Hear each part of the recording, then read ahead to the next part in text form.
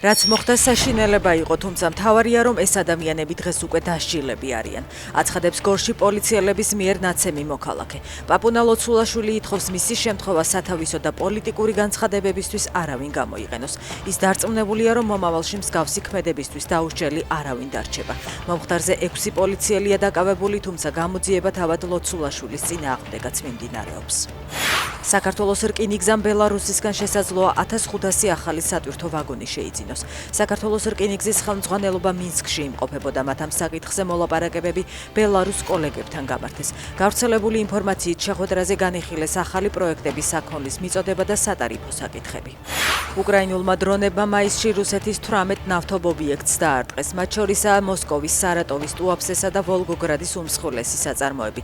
მიყენებული ზიანის გამო ამ ობიექტების ნახევარზე მეტმა მუშაობა სრულად ან დროებით შეაჩერა. უკრაინულმა ფრინველმა მაისში ოკუპანტის ნავთობ ინდუსტრიას ცეცხლოვანი სრულწლოვანება 18 პლუსი გაუფორმა. წერს უპილოტო სისტემების მეთაური რობერტ მადიარ ბროვდი.